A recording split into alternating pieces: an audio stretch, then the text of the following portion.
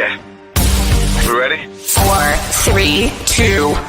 Let's go! I love country because it's real. It's just my lifestyle. It's who I am. That's what country is. It's about family. It's about America. It's Britt's Morning Brew Crew.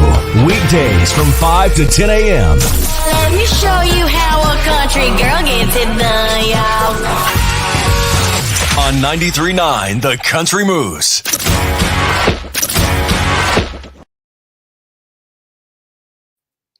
That's right. We are live at the Country Moose here. I am so excited. Corey Layne, we have you in studio. So much fun to have you here in Mason City, Iowa. Yeah, it's a cool place.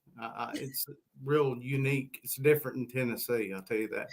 It's a little bit more flat, wouldn't you say? Just a smidge. Yeah, I'm from the mountains, so I feel like I can see weather coming from about 20 miles away. That you can see. We claim that it's our knee that tells us the weather, but really we just look off into the distance. There you go. It's a little bit more fallish up here than it is down there in Tennessee. I was just there this last weekend. Yeah. You guys still got a lot of green. Was it hot? It was pretty warm. Yeah, it was around the 80s. Yeah, it's real humid there. It's real dry up here. But Tennessee, growing up in Tennessee, it didn't used to be as bad. We actually used to have a breeze that would blow, from time to time. Yeah. So, but now where I grew up in a small town called South Pittsburgh, Tennessee. It's home of Lodge cast iron skillets. And I don't know if you got a Lodge cast iron skillet or not. Or I do not, but my mom used to, and I accidentally put soap on it the one time, and no. I'm sure that it was the end of the world. I was on a TV show and I presented the host with a cast iron griddle, and he said, I love you even more now because you know how to eat cornbread like God intended, and I don't eat sweet cornbread. Sure. It's real cornbread. Put it in some milk. Man, fire. Yeah, see, I do sweet. I definitely have to have the butter and the maple syrup on top of that. I've never done maple syrup on cornbread, but it's amazing. It's like better than pancakes. Well, I'll maybe give it a shot. Yeah. I mean, I don't want you to change your tradition, but it's a good thing. No, it's not changing tradition. It's just giving it, a little try. I mean, I could drink maple syrup. Right? Maple syrup shots are the best. I'm like on that movie, where he's like, oh, we'll just grab a little bit of this and just pour maple syrup on top. And that's exactly how I am. Yeah, I love it. Oh, that's awesome. Well, and speaking of being down there in Tennessee, you have had a lot of musical influences.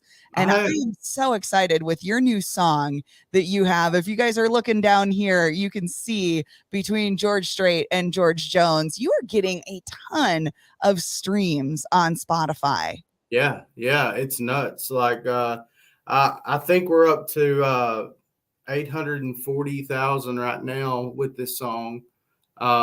It's great. People want 90s country back. And I was told you're bringing 90s country back to the 21st century. So I said, by God, if that's what it takes, that's what it takes. I'll do it, Yeah, definitely. Well, let's get into, I want to show people the video here. Tell me a little bit about this video and how it was made, because it's a cool video. One, hello, amazing car right then and there. 1968. Yeah. We were actually, I have a buddy of mine, and he's a one-man crew. And he shot this music video for us at Del Hollow Bar in Salina, Tennessee. Okay. And there's Daryl. We call him Daryl's Barrels. Farmer Josh on there. Okay. Man, it was just fun. It was a good time. There's my wife right there. Awesome. And the guy in the back that had the big long gray beard, he was cool. He was really cool. But it was so much fun. There was some guys off of TikTok that made a video of this, of them doing the song. It was three, I think 19-year-olds and a 20-year-old. Okay. I was like, dang, they're digging this. And I asked them, I was like, why do you guys like this song? They were like, this is new country. I said, no, man, listen to 90s stuff. And they were like, holy crap, So I called them and I had them be in the music video. So Oh, that's awesome. yeah, there they are right there in the background. You see them? And That's cool. Yeah, it's pretty neat. Oh, I love finding out the little tidbits. Like, what was that? The VH1 pop-up video. Speaking of 90s, I miss pop-up video on all those pop-up video too. Yes, right? Because it's all these fun little things that you don't know about the coolness of the videos. I mean, you know the song and you know the neatness of the video on how it's produced and how it's created, but those little pop-up video things are kind of fun. Yeah. I like getting into it. See, like that was Daryl. That guitar right there, I've actually got it with me. My wife painted that guitar because I'm an independent artist, and independent artists, they're too broke to buy their own guitars or buy another guitar. So I actually had my wife paint that guitar. And when I went to Texas, they were like, oh, that's sweet tie-dye. I was like, no, it's an explosion of red, white, and blue, bro. I mean, come on. And then they looked at it more. So there's the guy. There they are right there. Okay. But it was really cool. Yeah, it was really cool. This guitar is probably it's going to be my pride and joy for the rest of my life. That is fantastic. Well, tell me a little bit about how this song kind of came about. Well, Paul Overstreet, major hit songwriter, become a friend of mine. It was crazy. We were introduced at a TV show. It's called Larry's Country Diner. And then that night, I was invited to go to another show in Tennessee, which a former governor does. And I went on that show, and he just so happened to be singing that night. And I had no idea, because they wanted to talk to me about being on the show. And when I went there, we exchanged numbers. And I remember like it was yesterday, I went out to my Yukon. And it's got over 400,000 miles on it, and he's got this sweet truck. I mean, just beautiful truck. And he rolls his window down, and my window slowly creeps down, because it's barely changing. And he says, "Hey Corey, if you ever need anything, give me a call." And I was like, Paul Overstreet. Yeah. Wow. I'll take him up on that offer. Yeah. And he has sent me, I've got 2 songs of his on this new record. And we decided to release this one as the single because this it's feel good. It's a love song that's mid-ish tempo that, it takes you back to the good feeling, the good, I guess the nostalgia of the 90s or whatever. So. Which is definitely it is definitely getting to be one of those things that's I think people are really glad to be kind of dipping back into that music because it was a genre that was at that point in time. I don't think we appreciated it as much as we do now. Oh my gosh. I mean, you got all those, Travis Tritt and one of the most underrated vocalists to me. Yeah. He's a freaking awesome vocalist. But you got Kojo. To me, right? He's 90s. We met at a place in Nashville at the Omni, and we talked for a while. And most of the stuff I've ever written or recorded, it's got that 90s vibe to it. It's not because I'm trying to put a 90s vibe to it. It's because I'm from the mountains of East Tennessee. Yeah. And when you're from that area, that's what you listen to. I mean, when we go riding in the sand pits or when we go doing whatever, and it was all 90s music. We didn't get into the bebop and all that stuff. It was just the way it was, all of our friends we just listened to country music, and it was cool. It was a great way to to grow up. That's awesome. Well, I'm excited because you also do have that guitar here in studio. And so, exactly. So, are we going to get a little taste of your music? We have the video there. We're going to be playing here your song between George Strait and George Jones here in just a minute. But I would love to hear just a little bit. Yeah, I could play, I could play. Look, I got to make sure it's tuned. I can play a song. Well, this Iowa weather, it makes it go out of tune. It does. It does. It's crazy. But there's a song on this record that a guy named Ray Sisk wrote. He's about 80 years old, and we were at a songwriter round in Nashville. Mm-hmm. And I said, play me the saddest song you got. And he said, You're not ready for that, sir.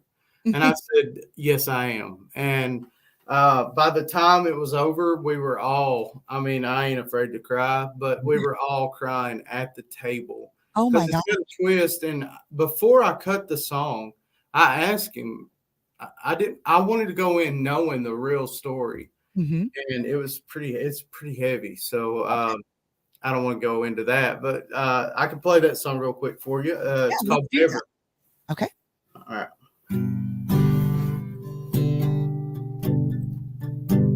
I ran into nobody of mine. I hadn't seen him in a long, long time. We had a beer and we talked a while about the good old days. Said it's funny how the years fly by. We were the best of pals, you and I. Let's have another one, what do you say? And by the way, do you ever see Beverly? Boy, that girl meant the world to me. But with the drinking and the drugs and stuff, one day she finally had enough. I meant to make that woman my wife. Guess I'll regret it for the rest of my life. Yeah, you could say it's been hell for me. If you ever see Beverly, I said I see her regularly. She still looks just the same to me. She's got a little girl and boy now, named Savannah and Ben. He said I've been a little down on my luck. Could you spare a pal a couple of bucks? Let's have another one from my old flame. And he asked me again, do you ever see Beverly? Boy, that girl meant the world to me. But with the drinking and the drugs and stuff, one day she finally had enough. I meant to make that woman my wife. Guess I'll regret it for the rest of my life. Yeah, you can say it's been hell for me. If you ever see Beverly. I said goodbye and I left him there with $20 and a bottle of beer. When I got home, I told my wife, I saw a friend of yours tonight. And he said, do you ever see Beverly?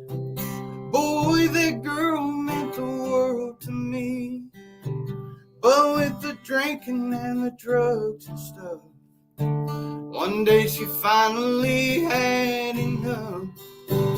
I meant to make that woman my wife. Guess I'll regret it for the rest of my life.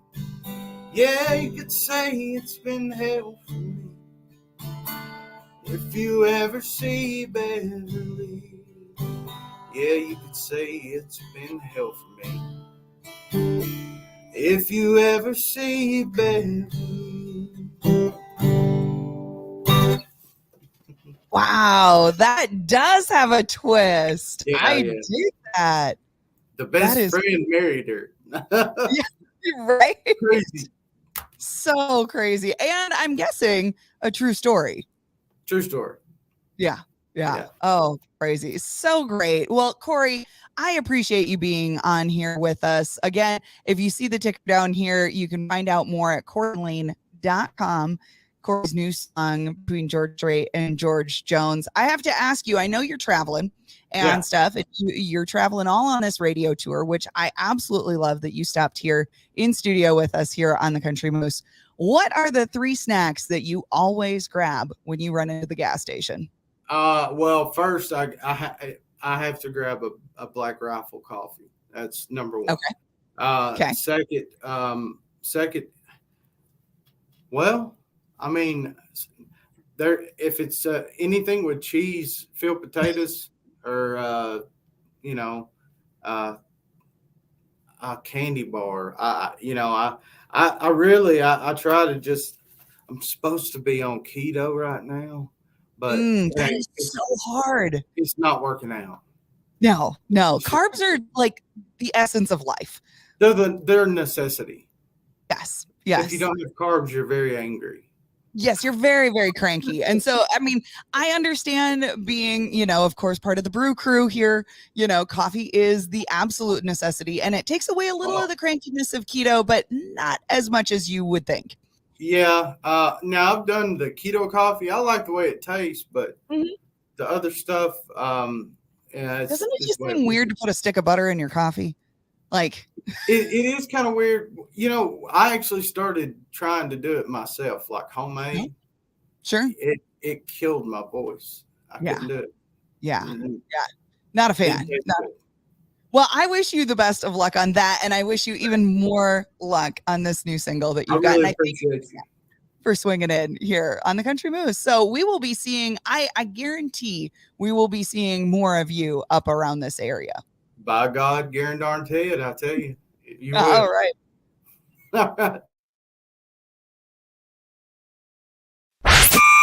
Wake up, y'all. You know where to find me In the morning. with Britt's Morning Brew Crew. I can't believe this thing went viral. Yeah. That's what we do. That's what we love.